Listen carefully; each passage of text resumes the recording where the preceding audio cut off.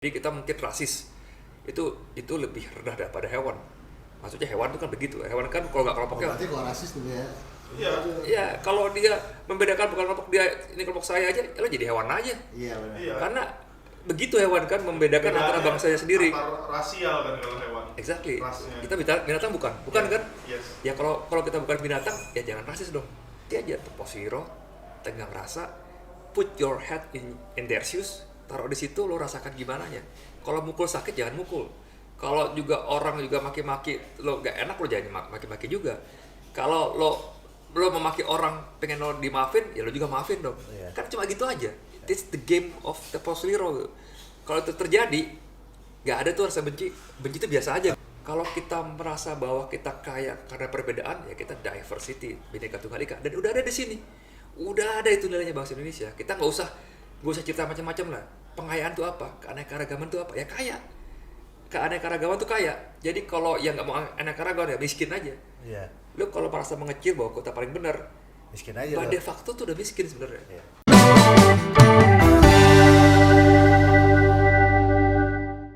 Nah, Bro Eko, tadi pembicaraan kita ada sesuatu yang menurut gue menarik, yaitu tentang dan kutip tuduhan gue bahwa PKS memerankan peranan penting dalam menciptakan kadrun ini nih. Nah, lu bisa jelasin nggak sih sebenarnya PKS itu tuh jelmaan apa, atau dia makhluk apa, atau memang dia murni politician, atau memang ada agenda lain dan lain-lain. Menurut pengetahuan Bro Eko gimana? Ya, ini menarik sih. Kalau kita bicara tentang sejarah PKS itu, kebetulan waktu itu di era tahun 9, ya kebetulan di era awal tahun 2000 kan. 2000 tuh gue tinggal di Singapura. Oh, Ya, jadi lo punya bini di Singapura nggak? Hah? Bawa bini, bawa keluarga. Oh, bawa sana. keluarga, bukan bini simpenan di Singapura. Ya. Nah, kebetulan jadi pernah ada beberapa kebetulan ada teman-teman juga yang ditemui oleh pemimpin atau cikal bakal pemimpin PKS lah pada saat itu. Jadi kurang lebih ya mereka sedang melakukan penggalangan dana segala macam lah. Jadi saya pernah dikumpulin juga. Nggak tahu juga ternyata jadi ketua PKS berikut kemudian. Jadi berbagai versi cerita tentang bagaimana PKS itu. Tapi kebanyakan sih sama lah bahwa ini Ikhwanul Muslimin yang ada di Mesir dulu kan. Ya. Asal Ini Albani. Jermannya di Indonesia apa, atau PKS saja, atau ada HTI atau apa? Ya kalau menurut yang kita pahami sih PKS aja gitu kan. Tapi ada permusi mungkin itu ada. Kalau kita di Indonesia itu sudah lama juga, sejak Indonesia merdeka sudah ada cikal bakal Ikhwanul Muslimin. Latennya udah ada ya? Sudah ada ya, kalau dari Nasir membangun Masyumi, Partai Masyumi. Nah, kalau gue potong sampai HTI, dari HTI lah. Ya mungkin ada juga Ikhwanul Muslimin. Jadi sebenarnya pergerakannya sih pergerakan oke aja, cuma memang itu ada jihad. Di situ ada jihad. Nah, jihad itu yang interpretasi jadi bebas. Maksudnya bebas itu ya tergantung kita mau pakai untuk apa jihad itu gitu loh. Ya jihad yang paling sederhana kan yang menahan hawa nafsu kan. Ya. Tapi dalam hal ini jihad ini kemudian sedemikian rupa secara modern memang PKS masuk ke dalam sebuah kehidupan yang modern juga, lewat sekolah, kemudian ya PKS kalau di Indonesia itu tarbiyah namanya. Kemudian Oke. masuk ke sini ya gitu ya ininya modalnya. Nah, kemudian itu kan berhasil lah untuk membuat sebuah cara pikir baru yang modern tentang bagaimana sih layaknya bagi mereka, pendapat mereka yang memang harus selayaknya dijalankan sebuah negara. Nah, mungkin kalau dari bahasanya Dhamma adalah pikiran yang ekstrim atau yang radikal atau ekstrim ya tadi ya, ke kadrun mungkin istilah itu. Ya bisa jadi itu artinya ya apa saja yang dilakukan pemerintah ya nggak tepat. Cuma kebetulan saja karena PKS oposisi.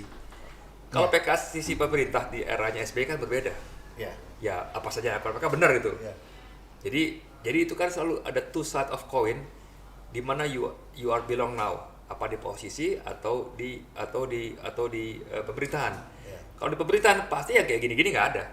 Yang bahasanya Om Dhamma Kadrun tuh ya nggak ada gitu, karena kan pemerintahan. Kalau mereka rame-rame ya mengacaukan pemerintahan sendiri kan. Ya. Makanya mungkin ada baiknya diakomodasi aja bro. Ya, Pak, tapi gimana kalau pada lihatnya? saat pemerintah SBY kan Nggak ada tuh, ada teriak-teriak khilafah kayak apa kayak nggak ada. Ya, so Nggak you ada, see kan? right, Iya. you see right, the different itu kan. Sementara kan mereka sekarang mengusungnya kan ke ranah-ranah khilafah kan.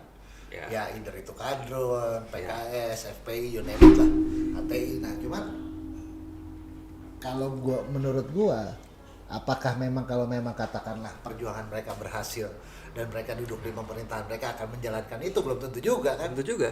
Kenyataan kan gini.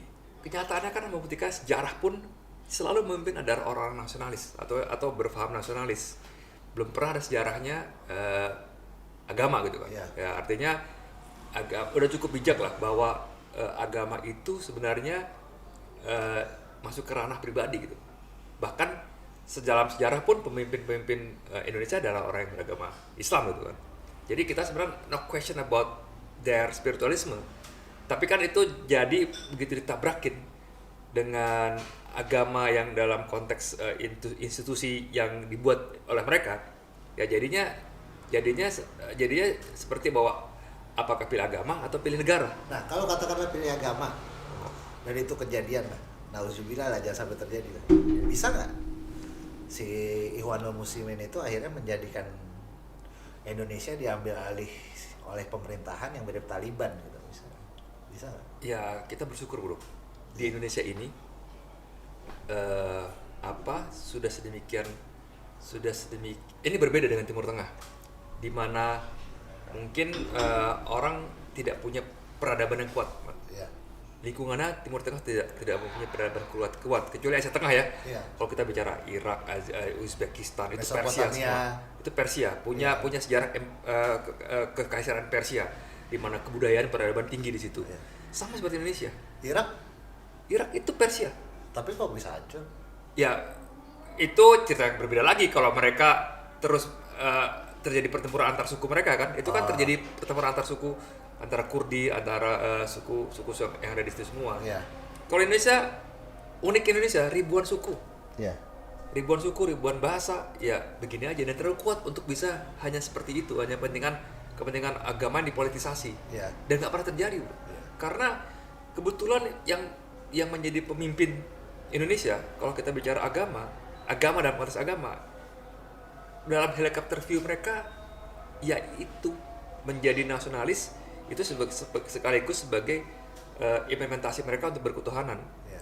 Waktu berketuhanan itu terjadi, selesai berurusannya. Mereka kan semata-mata hanya menjalankan sebagai khalifah, udah selesai itu. Ya, artinya tidak ada korelasi antara apakah dengan memperjuangkan agama, bahasanya agama ansih dalam institusi agama ya, bukan institusi spiritualisme ya, itu akan bisa menang. Ya kenyataannya seperti apa? Kenyataan sudah membuktikan dalam berbagai pemilu kan selalu pemenangnya ada partai nasionalis, partai yang mengusung nasionalis, karena udahlah cukup untuk agama itu balik ke spiritualis masing-masing, ke pribadi masing-masing. Adapun ibadah juga masing-masing. Muamalah ya memang bisa di mana aja, nggak harus di partai agama, bisa di partai nasionalis juga sama gitu. Nah itu yang harus dipahami, literasi yang banyak, di pengajian yang benar, yang ada sanadnya, yang kemudian ikut mainstream deh. Jangan yang buat anti mainstream gitu, jangan buat kelompok-kelompok kecil. Itu persis seperti Khawarij. Khawarij kan anti mainstream. Akibatnya apa ya? Membuat kekacauan, which is mungkin juga chipnya Tuhan ya, supaya terjadi perbedaan itu loh. Yeah. Gitu loh, pembedaan bahwa yang begitu terjadi gitu. Dan itu kalau kita pelajari, kenapa sih kita mau belajar seperti itu? Kenapa sih nggak ikut mainstream aja harus besar? Next 10 years, apakah radikalisasi atau misalnya paham-paham yang tadi lo bilang radikal, contohnya Ikhwanul Muslimin, terus Salafi dan lain-lain di Indonesia akan makin berkembang atau justru deradikalisasi dengan pemerintah sekarang dan pemerintah setelah pemerintah Jokowi? Ya pasti. Kalau dari pandangan lo ya, kemungkinannya ya. Ini aja. 5 minutes later. Kalau dalam pandangan gue, karena sejarah membuktikan seperti itu, bro. Ya orang pun yang beragamanya baik, dalam konteks beragamanya baik itu, kalau kata Gus Ainun Najib adalah benar sama benar. Kalau beragamanya benar, pasti tidak akan lihat ada perbedaan itu ya. Artinya ngapain dia harus mengusung nama agama sementara bernegara itu untuk seluruh agama, untuk seluruh suku, untuk seluruh bangsa. adapun agama ya ada bagaimana mereka mencontohkan lebih banyak ke perbuatan, mencontohkan perbuatan baik, kemudian bisa diaplikasikan untuk seluruh agama. Itu udah cukup. Kalau urusan dia pribadi untuk bagaimana beribadah sama dan dia bagaimana mengenal Tuhan, urusan dia sendiri. Bagaimana orang beribadah, urusan orang lain gitu. Nah itu yang jangan dicampur adukan dalam urusan bernegara. Value-nya ada, cuma jangan ditabrakin gitu. Karena kita sudah punya sebuah value, sebuah nilai yang mengimplementasikan semua, termasuk mengadopsi seluruh keinginan Islam di Pancasila. Sudah ada. Yeah. Kalau orang bagaimana Pancasila ya implementasi. Kalau implementasi bukan, kalau Pancasila dijadiin teori, ya jadi teori. Implementasi aja, Teposiro, tenggang rasa, put your head in their shoes, taruh di situ, lo rasakan gimana nya. Kalau mukul sakit jangan mukul. Kalau juga orang juga maki-maki, lo gak enak lo jangan maki-maki juga. Kalau lo memaki orang pengen lo dimaafin, ya lo juga maafin dong. Yeah. Kan cuma gitu aja. It's the game of Teposiro. Kalau itu terjadi, gak ada tuh rasa benci. Benci itu biasa aja. Tapi gitu. kan nilai-nilai itu yang sekarang dirusak kan, maksudnya ya kan. Nah, Gil? itu. Nilai-nilai Teposiro itu yang Iya, Nah. udah. mau dia sebagai Chinese juga merasa masih merasa dipartisikan lah ya. Ya, itu juga karena tadi Mbak, kita tuh selalu ingin kita mau kemana, mau ngapain. Tapi kita nggak pernah lihat kita tuh dari mana gitu. Where we are from gitu kan. Kita dari ibu kita, dari orang tua Nggak kita. bisa milih. Ya, artinya kita juga nggak bisa milih segala macam kan, gitu kan. Ya, itu pilihannya bukan dari kita gitu kan. Iya. Tapi kita mesti juga belajar sejarah tentang bagaimana negara ini dibangun. Bagaimana kita bilang apakah kita dijajah? Apakah kalau bukan karena seorang Soekarno yang tahun 1928 juga mengusung pemuda terus orang sadarkan kemerdekaan. Kalau enggak kan enak-enak aja kita hidupnya sebagai bangsa terjajah gitu kan. Nah, itu kesadaran untuk berbangsa, bersama-sama memerdekakan bangsa, bersama-sama memajukan bangsa. Kebersamaan itu bro yang harus dibangun lagi. Buat apa sih membuat posisi-posisi pole position, kita membuat polarisasi, itu untungnya apa? Justru Untungnya kita politik. ya artinya kan kalau kita sadar itu masalahnya kan literasinya kurang. Iya. Itu polarisasi itu akibat kita karena kita melakukan kurang baca. Jadi kita mungkin rasis. Itu lebih rendah daripada hewan. Maksudnya hewan itu kan begitu. Hewan kan kalau nggak kelompoknya. Berarti kalau rasis tuh ya. Iya. Iya, kalau dia membedakan bukan kelompok dia, ini kelompok saya aja, ya lo jadi hewan aja. Iya benar. Iya. Karena begitu hewan kan membedakan antara bangsanya sendiri. Antar rasial kan kalau hewan. Exactly. Rasnya. Kita binatang bukan Iya. kan? Yes. Ya kalau kita bukan binatang, ya jangan rasis dong. Kalau kita merasa bahwa kita kaya karena perbedaan, ya kita diversity, Bhinneka Tunggal Ika, dan udah ada di sini. Udah ada itu nilainya bangsa Indonesia. Kita nggak usah cerita macam-macam lah. Pengayaan itu apa? Keanekaragaman itu apa? Ya kaya. Keanekaragaman itu kaya. Jadi kalau yang nggak mau anekaragaman ya miskin aja. Iya. Lu kalau merasa mengecil bahwa kota paling benar, Miskin aja bah loh. de facto tuh udah miskin sebenarnya. Iya. Ini jadi highlight nih, Arif. Miskin, kita mau jadi orang kaya atau orang miskin? Secara jiwa kita mau kaya atau miskin? Kalau kejiwaan kita kaya, lu terima itu sebagai sebuah perbedaan, itu kekayaan, itu barokah. Waktu kita itu barokah dalam konteks Islam itu khazanah, memperluas wawasan. Waktu wawasan semakin luas, jatuhnya apa? Kebijaksanaan. Kalau waktu udah bijaksana, is nothing. Lu ngapain memaksakan kehendak lu? Iya. Orang itu juga tidak mendapatkan apresiasi apapun dari Tuhan gitu kan. Lu malah dimaki-maki. Dan lu sebenarnya ngapain? kalau lo mau ngomongin siar justru dari tindakan bukan dari bacot. Dari tindakan, dari perbuatan kita membantu orang nggak, menyenangkan orang nggak, membuat orang bahagia nggak, membuat orang kenyang nggak. Lu malah nyakitin orang, lu malah bikin orang lapar, malah bikin orang marah. Buat apa? Gebukin orang. Wah. Telanjangin. Ngebikin orang, terus apa kegembiraan, apa gembira dari situ gitu? Katanya musuhnya asing. Iya. Tapi yang digebukin orang. Iya. Mending Ya. telanjangin perempuan. Ya, paradoks itu kan selalu terjadi bro. Paradoks itu artinya apakah kita ngomong itu double standard atau malah schizophrenia, apa kepribadian ganda. Bipolar. Ya bipolar lah apa namanya, itu kan terjadi karena nggak jelas itu loh, nggak jelas tuh dia mau apa sebenarnya. Double standard. Ya jadi kemarahan aja, kebencian aja, itu yang dibesarkan dibandingkan rasa kasih sayang. Kalau Tuhan bilang Ghafurur Rahim, memberikan kasih sayang, memberikan maaf, itu kan kenapa nggak itu dibesarin? Kenapa nilai-nilai itu nggak ditonjolkan? Iya. Kenapa mesti jihad, mesti perang, mesti harus dibasmi? Ngapain basmi-basmian itu? Iya. Buat apa gitu loh ininya? Nah itu kan artinya penekanan gurunya atau guru ngajinya. atau dia mesti seperti apa? Nah sekarang kalau ngomongin kayak gitu, kemarin kan ada ibu-ibu yang ketahuan bawa duit tuh dari luar. Ada tuh Dev ya? Di saat demo itu? Iya, enggak, bukan di airport. Oh, Ada ibu-ibu, coba cari beritanya Dev ya. Iya nanti cari. Nah, ibu-ibu ketahuan bawa duit dan dia bilang ya ini untuk pergerakan Islam. Nah, dari luar sendiri masih akan mencoba dan mensupport ya? pasti bro, pasti dari luar. Emang Maksudnya kalau misalnya dari karakter orang Indonesia sendiri kan harusnya dengan perpecah belahan atau misalnya dengan konteks agama, Iya. fanatisme dan lain-lain kan orang Indonesia kan harusnya nggak gitu lah. Orang Indonesia kan memang ya berbineka tunggal ika aja dari dulu. Itu yang ditanemin. Iya. Kita belajar PP. Bakatnya kita kan dijadikan korban divide et impera. Pak. Nah, Iya. itu kan gini, itu kan sebuah kekayaan, sebuah yang membuat kekuatan kita kan. Bhinneka Tunggal Ika itu pasti banyak orang nggak senang dong. Maksudnya banyak negara lain nggak senang. Begitu Indonesia itu gini-gini akan maju kan jadi ancaman. Entah itu dalam jazirah ASEAN atau bahkan kenegaraan kan.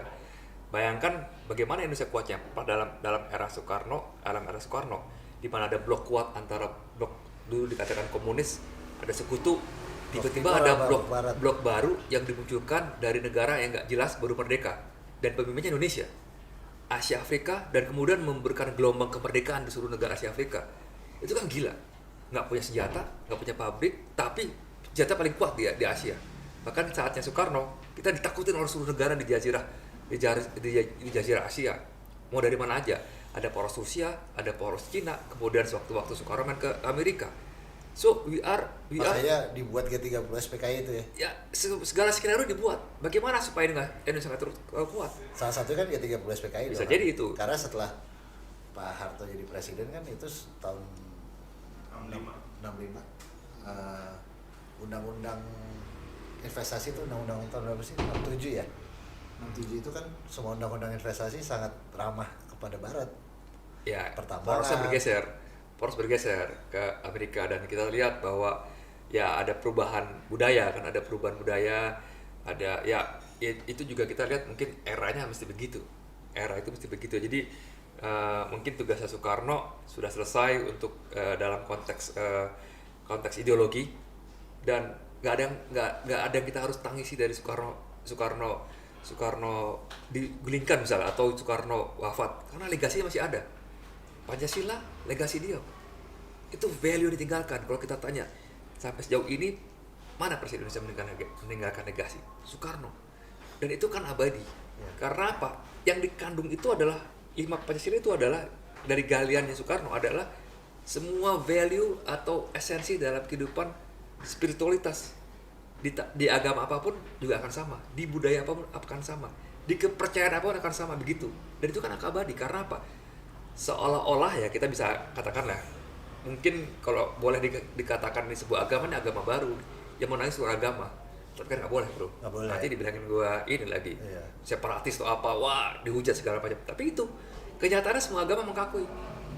Kalau di agama mengakui jadi sesuatu yang baru kan. Ya.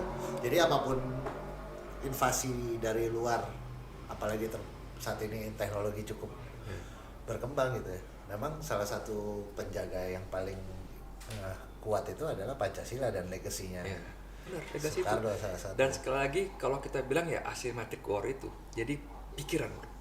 Kita tidak dijajah lagi dengan senjata, dengan macam-macam. Cuma pikiran kita dikalahkan dengan itu. Tadi kalau bahasanya Om Damba adalah ekstremisme, terorisme, radikalisme, itu kan pikiran. Kalau pikirannya benar aja, kalau bacanya benar aja, kan kemudian dia bergaul dengan tempat yang benar aja, pasti akan balik lagi ke where you are belong deh. Orang tuanya di mana, keluarganya dari mana, balik ke kampung deh bahasanya gitu. Coba deh, dia akan sayang dengan bangsa ini, akan sayang untuk ngapain ribut-ribut gitu loh. 2024 kebinekaan kita akan dirusak lagi nggak sama Anies? Ya, Enggak, itu titipan dari Julius. ya. Enggak pertanyaan itu. Apalagi katanya EF mau jadi juruk head of campaign-nya lagi. Kan sebenarnya Makanya itu kan kesalahannya EF nah semuanya. sekarang tergantung bro, apa karena konten kampanyenya. kalau itu seperti di Jakarta membuat polarisasi, nggak akan berhasil. Nggak akan pernah Nggak berhasil. apa-apa. Tapi memang bener sih ya, Nggak orang yang berhasil. bawa agama tuh nggak pernah menang. Nggak pernah berhasil dan itu nggak laku di Indonesia. Mungkin laku di negara lain ya. Mungkin laku di negara Timur Tengah atau apapun. Tapi Indonesia nggak pernah laku Karena karena negara agama gitu. ya karena kalau kita cerita lagi tentang bagaimana sejarah Islam masuk ke Indonesia. Apalagi kita ke dalam suatu dialog dialog imajiner antara Sabdo Palon sama Kiai Subakir, Syekh Subakir seperti apa? Ada dialog imajiner bahwa waktu mau masuk ke Indonesia atau ke tanah Nusantara itu akibat dikirim sama empire dari Ottoman. Dia zaman Abbasiyah waktu masuk ke sini. Ditanya, saya mau masuk agama ini di Nusantara ini. Buat apa? Buat manusia lebih baik. Supaya lebih baik apa? Lebih baik mencintai Tuhan, lebih baik supaya kenal Tuhan. Kita sudah mau kenal Tuhan kok. Sudah ada budaya, sudah apa. Ya artinya itu ideal imajiner yang dipercaya ada, tapi beberapa sebagian tidak mempercaya itu ada. Tapi kan terjadi. Saya akan balik 100 tahun lagi dan gini-gini aja gitu. Sama aja. Dan agama tuh ada dari zaman dulu, tapi ya begini-gini aja. Maksudnya begini aja, ada orang jahat, ada orang baik, tapi agama juga ada. Jadi kemudian Indonesia begini juga. Dari tahun 45 sejak merdeka sampai sekarang, ya kan tetap aja begini. Maksudnya tetap aja begini, tidak akan pecah gitu. Ya, satu gitu. Tidak akan pecah dan Cina nggak akan jadi presiden. Ya kita percaya bahwa Tapi keberhasilan Kadrun memenangkan Pilkada 2017 itu kan memang karena salah momen aja ya. Karena Ahok salah momen ya aja. itu bagi Anies blessing in disguise. Ada Ahok kebetulan kepleset. Iya. Ya pleset aja. Kalau dia nggak pleset aja, Mungkin ceritanya beda. cerita berbeda. Ya. Jadi orang mungkin yang ingin memvote Ahok terganggu pikirannya atau terdistorsi dengan itu gitu. Atau takut. Mungkin takut enggak, terdistorsi bro, terdistorsi. Bahkan ya kalau kita di rumah sendiri terjadi polarisasi antara di rumah nih ya, antara kan ibu gua kebetulan rajin ngaji kan, terdistorsi itu. Oke. Oh ini ayat tuh, ini kalimat Allah yang dipakai, walaupun sebenarnya intensi nggak kayak begitu kan. Iya, iya. Tapi kan itu dengan mudahnya, udah Itu gitu momen aja. ya, itu momen. Momennya ada dan Momen. itu. Tapi gua bilang ini barokah buat Ahok kok, lebih enak sekarang bro. Betul. Istri baru, Iya. komut lebih kaya lagi dibanding iya. istri gubernur. Atau Gila. itu sebenarnya Ahok udah hitung-hitungan juga kali kan ya. Ada teman kan Cina yang lain yang dipersekusi ya. Nah itu memang tidak, itu efek atau itu yang efek yang mesti kita perhitungkan dari sekarang, bahwa itu mesti tugas aparat itu mesti lihat preemptif itu. Nah gua nggak tahu bahwa sejauh apa sih intelijen kita, dan kita percaya intelijen kita kuat, bahkan pada zaman dulu Kuat lah. itu lebih bisa dibandingkan dengan Mossad, dianggap yang terbaik di dunia kan. Kita kuat sebenarnya. Cuma pertanyaannya kan ini tools nih mau di-utilize nggak gitu. Iya. Kalau nggak di-utilize ya gimana. Tapi apakah disalahkan? Ya nggak tahu juga. We don't know about how the game play di lingkungan baik itu pemerintahan atau non posisi. How they doing the deal gitu kan. Nah ini masyarakat harus tahu bahwa you just part of the games and you're not playing the game. Tapi 2024 bakal ada, maksudnya gejolak-gejolak yang pada akhirnya memisahkan bangsa Indonesia jadi terbelah lagi antara kampret dan cebong, kadrun dan cebong, atau memang nanti Atau ada bahasa baru lagi atau ada konsep berbeda lagi, sekarang nggak pakai agama lah. Kalau mungkin terpecah atau mungkin seperti yang Maksudnya bukan pakai konsep agama untuk menghancurkan elektabilitas yang tinggi gitu kan. Kan sebenarnya kan agama kemarin itu kan menghancurkan elektabilitas Jokowi yang sangat tinggi kan. mungkin terpecah atau mungkin seperti yang Maksudnya bukan pakai konsep agama untuk menghancurkan elektabilitas yang tinggi gitu kan. Kan sebenarnya kan agama kemarin itu kan menghancurkan elektabilitas Jokowi yang sangat tinggi kan. Iya. Menghancurkan elektabilitasnya Ahok yang sangat tinggi kan. Iya. Nah, menurut lu tetap pakai agama atau pakai yang lain misalnya? komunis. Iya, atau misalnya sekarang isu PKI yang diangkat. Nggak relevan. Setelah Panglima TNI bilang nggak perlu itu, udah nggak relevan lagi. Iya. Nggak perlu masuk TNI, nggak perlu mengikuti sejarah keturunan TNI itu. Tapi kan kata mantan Panglima sebelumnya kan itu PKI masih ada. Yang Ya, gagal, sekarang yang gagal gini. total itu. Sekarang gini, kalau kita bicara ideologi mungkin nggak hilang. Lu orang Gatot ya? Hah? Lu orang Gatot bukan? Gue bukan siapa-siapa bro. Gak pernah bayar. pada bayarin baru gue akan setia kepada itu gitu loh.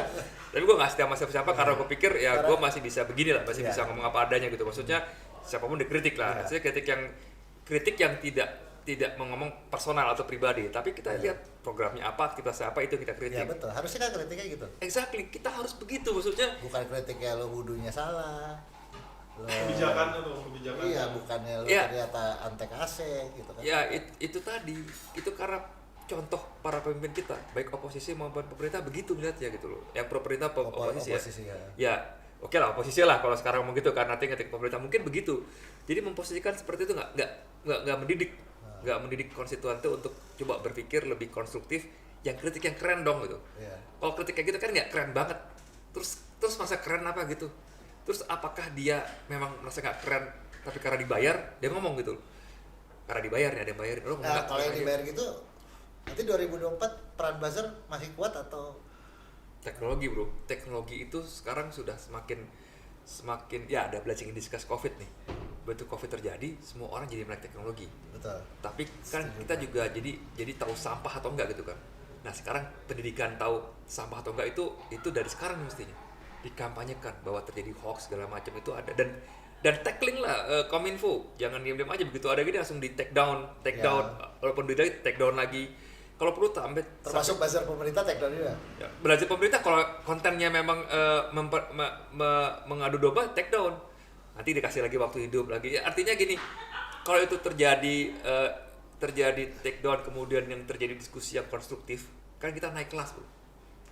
Tapi gini lah, maksudnya gini, kita tidak usah mengharap kita akan begini, akan lebih baik. Di Amerika aja terjadi rasis kok. Iya, Yang tapi dari terjadi 200 juta orang Indonesia yang punya kelas buat diskusi itu berapa banyak sih bro?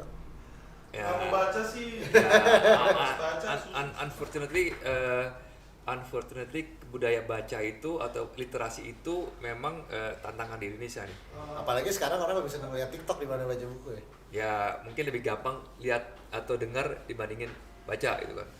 Ya sekali lagi itu peran teknologi dan monyet juga gitu kan, gampangan ngeliat daripada baca. Soalnya kalau misalnya dia baca Twitter itu kan ada bokepnya kalau beli buku Nah kan. makanya podcast kayak begini kan kita tahu ini juga bagian dari literasi sebenarnya, literasi digital gitu kan, sama aja dengan baca buku. Jadi kita kan menguras pengetahuan dari masing-masing narasumber nih. Iya, Untuk benar. yang sudah dapat informasinya apa dia share, bisa dipertentangkan, bisa dipertanyakan, tapi semakin banyak kan orang semakin lihat bahwa ternyata memang begini ini berbeda loh perspektifnya. Lama-lama akan melihat bahwa masa sih yang percaya terhadap satu hal, kemudian yang berbicara dengan hal yang sama, itu ada 2-3 versi, tidak merasa dia terganggu untuk berpikir yang lain. Iya. Jangan-jangan gue salah nih. Apa dia terus gue paling bener? Ya artinya dia kurang baca. Dia tidak mendengarkan atau membaca atau nonton yang lainnya. Iya. Satu aja nonton podcastnya. Nah, Udah gitu jadi maksudnya. Corbusier ya. Nah, mungkin di Kobusier aja. Nggak nonton yang lainnya gitu kan, nonton yang lainnya lah. Komen. Ada tuh quotes pernah gue baca juga bang, berbahayalah orang yang membaca hanya satu buku. Iya, Ya betul. pasti, karena tadi kalau bicara wawasan, khazanah, diversity, kebinekaan itu kan harus semuanya gitu. Ya. Ya mau nggak mau kita harus menjadi generalisir, menjadi general ini semuanya. Tadi timbulnya sebuah kebijaksanaan, karena kalau nggak ke sana mau sampai kapan sih? Radikalis atau militan itu mungkin pada usia muda untuk dia menjadi jati dirinya gitu kan. Tapi ada certain level you have to aware that this is not our path, this is not my path. Karena apa? Ya ternyata kan ditabrakin dengan yang lainnya, terjadi gesekan itu. Terjadi sesuatu yang paradoks gitu. Ya. Dan kalau gue sih tujuan podcast ini gue nggak mau menjadi kubu salah satu pihak ya, maksudnya kubunya pemerintah atau oposisi ya. Cuma yang memang yang mau kita suarakan di sini lebih kepada ini sih bro, bahwa kita tuh nggak sependapat atau kita nggak nyaman Ya. apabila dalam satu perhelatan atau pertentangan politik ini menggunakan agama. Ya.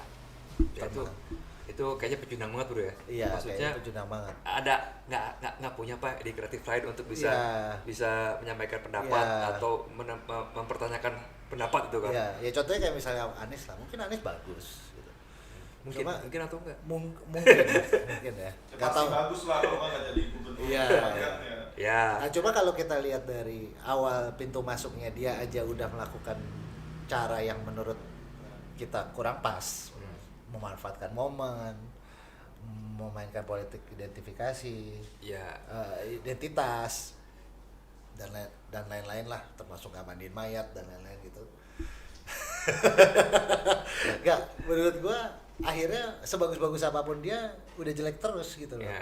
ya kalau kita lihat sepak terjangnya Anies bahkan sebagai penasihat politiknya Jokowi di era pertama itu, kan dia bukan orang sembarangan, bukan Betul. orang bodoh, bukan orang Pinter dia. bukan orang jahat juga gitu loh. Iya. Dia kan juga proven gitu kan.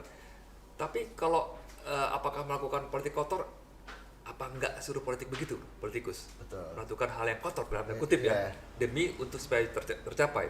Kemudian setelahnya itu terserah lu mau ngapain gitu kan. Ya coba yang kita sepakatin adalah sekotor-kotornya jangan gunain agama lah gitu Mungkin ya. lebih kayak gini kali ya bang, buat perspektif kita politik kotor itu adalah politik agama. Politik uang ya silakan, tapi Iya. politik agama buat kita kotor. Ya buat kita nggak pas Mungkin lah. ada yang bilang politik agama itu nggak apa-apa, ada yang bilang politik uang kotor malah.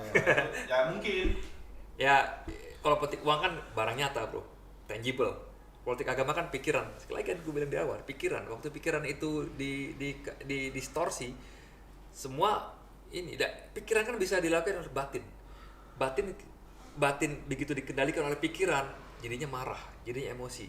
Padahal mesti nggak begitu. Nah pertanyaannya kan seberapa banyak orang melakukan eksplorasi itu?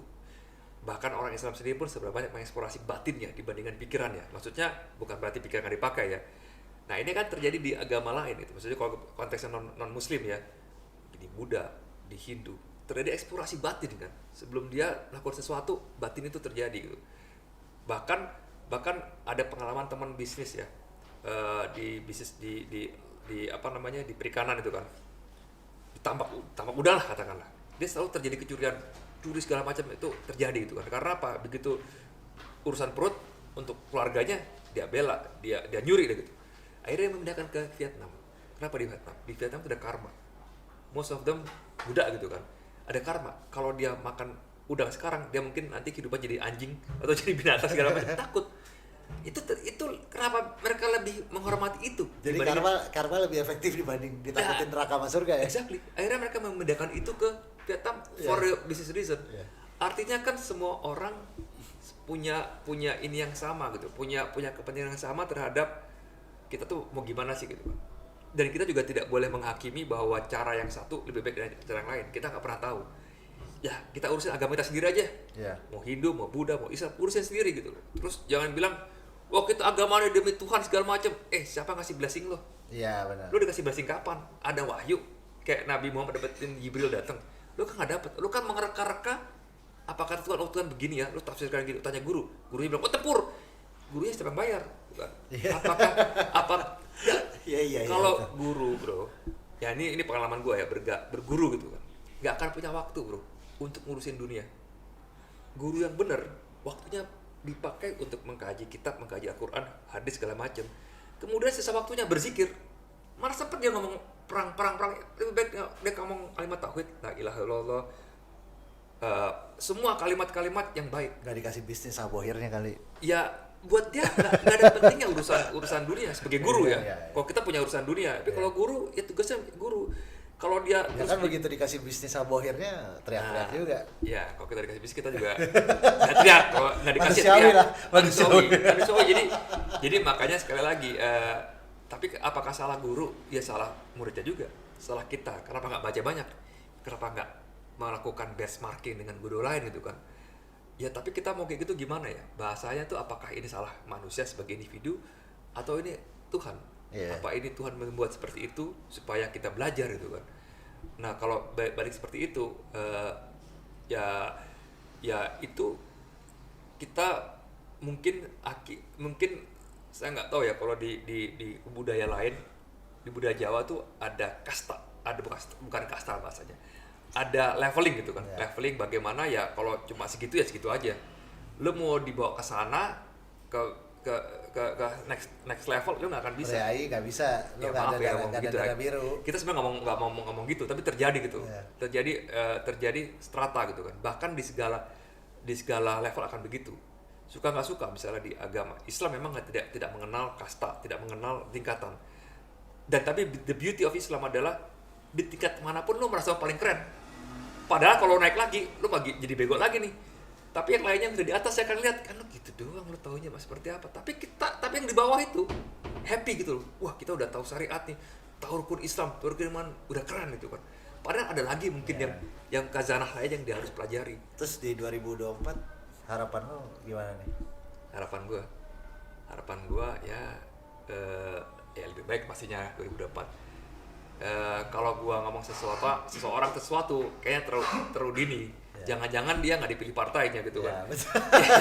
Jangan dipilih partainya. Ada sih, keinginan ada. Cuma kalau nggak dipilih partainya kan kelar. Tapi lagi bang kalau nyalek nanti kalau ada yang ya nyalek, nanti lagi. kita undang lagi bro pada saat 2024. Nah boleh tuh kita Jadi, lihat nanti 2023 siapa. Itu tapi kalau gua jadi caleg di mana gimana dong ntar ya? Ya, nggak apa-apa. Karena gua punya subjektivitas terhadap ini. Nggak apa-apa. Partai Nggak gua. apa-apa. Harapan lu sih Harapan gua yang tentunya orang nasionalis. Ya. Orang nasionalis. Kemudian dia mesti mengimplementasikan diversity. Ya. Jadi Tunggal Ika itu karena kekuatan kita. Jadi itu sih. Kalau dia mengkampanyekan diversity,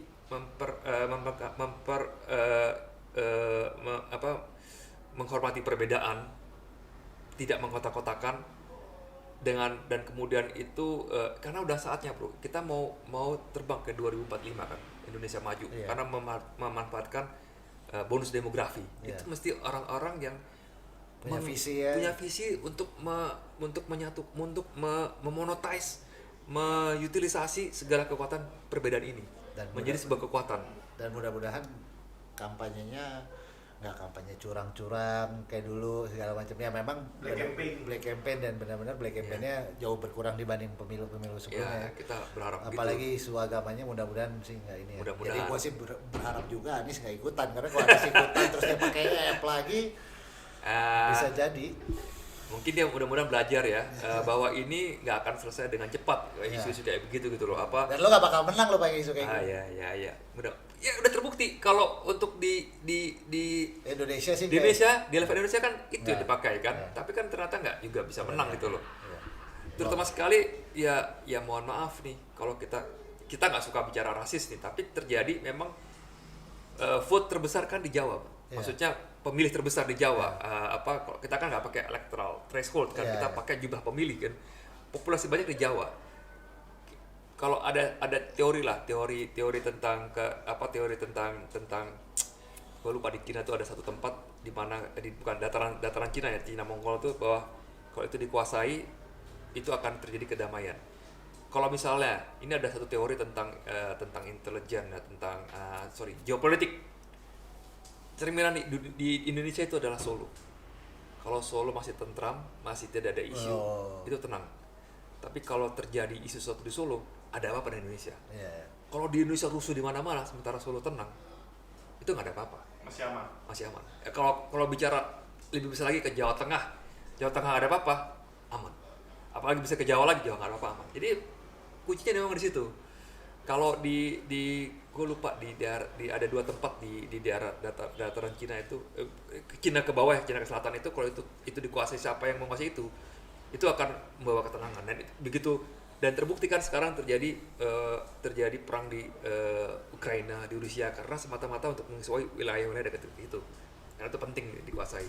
Jadi ceritanya gampang. Mudah-mudahan ini gua bukan ngasih kode Solo ya. Maksudnya ya Solo, kalau selama Solo itu Pokoknya lo maunya mudah-mudahan dari Jawa Tengah lah ya. Jawa Tengah itu jadi kuncinya. Kalau Jawa Tengah itu, dan ternyata tahu kan Jawa Tengah kemarin siapa ya kan. Nah, Jawa Tengah ini lagi ke Jawa Tengah. Kalau Jawa Tengah ini bisa dimenangkan, mestinya bisa menangkan yang lainnya. Ya, tergantung siapa pegang Jawa Tengah. Iya. Bukan kode juga nih, bukan kode. Gubernur Jawa Tengah siapa? Gubernur Jawa Tengah. Nah, mau sebut merek kah? Yalah. Kira-kira gitulah. Yalah, asal bukan Anies lah. Tadi lo bilang gitu juga. Enggak. Tapi kan pendukung Anies bilang lain, asal Anies gitu loh, Iya, gimana cara. betul. Tapi nggak tahu partai siapa ya. Iya. Yang Sangka dia. dari campaign aja siapapun itu. Iya. Ya Anies kalau mau jadi presiden yang bener lah caranya lah. Iya. Oke, terima kasih Bro Eko Siap. atas ininya, pencerahannya Siap. sebagai tokoh. Buzzer 2024. Bakal buzzer gitu kan. Kita doakan di Amin. 2024 bisa jadi anggota DPR.